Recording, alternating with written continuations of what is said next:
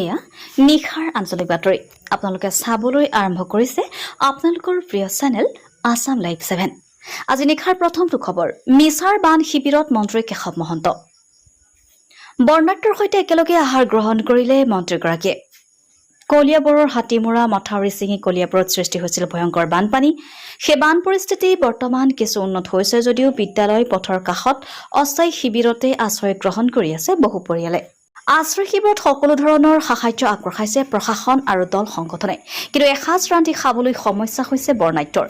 বিপদৰ সময়ত বানাক্ৰান্তৰ কাষত উপস্থিত হয় অসম যুৱ পৰিষদ, নগাঁও জিলা সমিতি আৰু কলিয়াবৰ বিধানসভা সমষ্টিৰ যুৱ পৰিষদ সমিতিৰ সুহৃদয়বান লোকসকল। আৰু এসাঁজ ৰান্ধি বৰ্ণাঢ্যসকলক আহাৰ যোগান ধৰাৰ লগতে বৰ্ণাঢ্যসকলৰ লগত একেলগে আহাৰ গ্ৰহণ কৰে সুহৃদয়বান লোকসকলে। কলিয়াবৰৰ বিধায়ক তথা মন্ত্ৰী কেশৱ মহন্ত মিছা উচ্চতৰ মাধ্যমিক বিদ্যালয়ৰ বান শিবিৰত উপস্থিত হৈ বৰ্ণাঢ্যসকলক নিজ হাতেৰে খাদ্য যোগান ধৰাৰ লগতে বৰ্ণাঢ্যসকলৰ লগতে একেলগে শাৰী পাতি বহি গ্ৰহণ কৰিলে আহাৰ।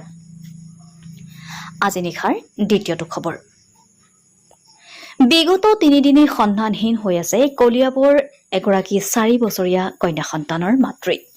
মহিলাগৰাকী কলিয়াবৰ নলতলী গাঁৱৰ নৱকান্ত বড়ো আৰু মণি বড়োৰ একমাত্ৰ বোৱাৰী নিৰুপমা দেৱী। হাতীয়াখোৱাস্থিত বাই শাহুৰৰ ভাড়াতীয়া ঘৰলৈ যোৱা 12 তাৰিখে ফুৰিবলৈ বুলি ওলাই গৈছিল বোৱাৰীগৰাকী।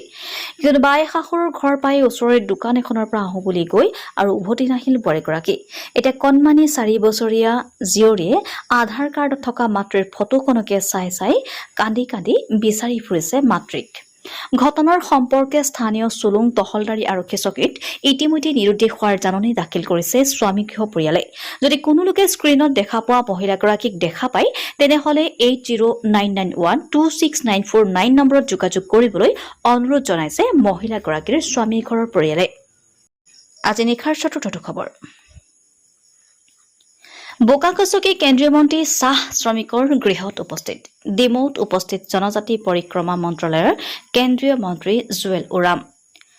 জনজাতি পৰিক্ৰমা মন্ত্ৰালয়ৰ কেন্দ্ৰীয় মন্ত্ৰী জুৱেল ওৰামে আজি সোমবাৰে ডিমৌ সমষ্টিত উপস্থিত হৈ বাম ৰজাবাৰীত থকা ভীমবৰ দেউৰী প্ৰতিমূৰ্তিত পুষ্পাঞ্জলি অৰ্পণ কৰে। ইয়াৰ পাছতে দেউৰী মিচিং নেপালী জনবসতিৰ গাঁও কটিয়ৰী অজান্তি আহোম পথাৰ গোহাঁইবাৰী আদি অঞ্চল পৰিভ্ৰমণ কৰি সমস্যাবিলাকৰ বুজ লোৱাৰ লগতে আহোম পথাৰ গাঁৱৰ জলজীৱন আঁচনি শুভাৰম্ভণি কৰে ৰাইজৰ বাবে বিশুদ্ধ খোৱাপানীৰ।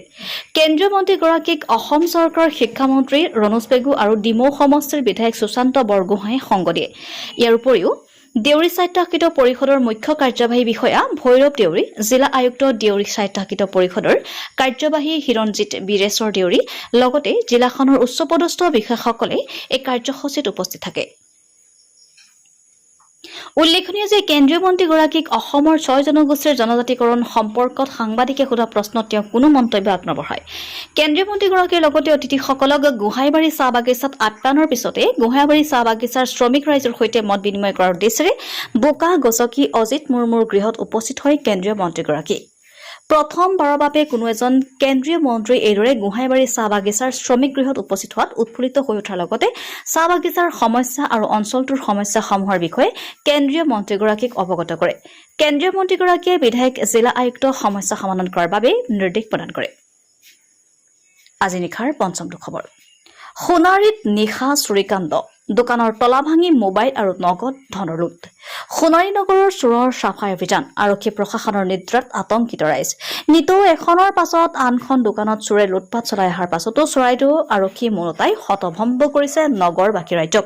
বিগত সময়তো এই চুৰি কাৰ্যসমূহৰ দৃশ্যাৱলী কেইবাখনো দোকানত CCTVত আবদ্ধ হোৱাৰ পাছতো আৰক্ষীয়ে চোৰ ধৰাত ব্যৰ্থ হৈছে। যোৱা নিশা মোবাইল ফিক্সাৰ নামৰ দোকানখনত চোৰে চলাই চাফাই অভিযান, লগতে মোবাইল ফোন, নগদ ধন আৰু প্ৰায় লক্ষাধিক টকাৰ সামগ্ৰী লুটি নিয়ে চোৰে। আজি নিশাৰ ষষ্ঠটো খবৰ চৰাইদেউৰ সাপেখাতীত 1 কিলোমিটাৰ পথত শিলনীকৰণ আৰু বৃক্ষৰোপণ কাৰ্যসূচী হাতত লৈ সমাজকৰ্মী লাচিত গগৈ।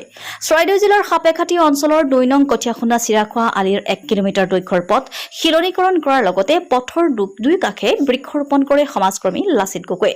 যোৱা দেওবাৰে MS modern handloom common facilitation চেণ্টাৰৰ উদ্যোগত তথা স্থানীয় ৰাইজৰ সহযোগত শিলনীকৰণ আৰু বৃক্ষৰোপণ কাৰ্যসূচী ৰূপায়ণ কৰি পথটো মেৰামতি কৰাৰ লগতে প্ৰাকৃতিক সৌন্দৰ্য বৰ্ধনৰ বাবে গছপুলি ৰোপণ কৰে।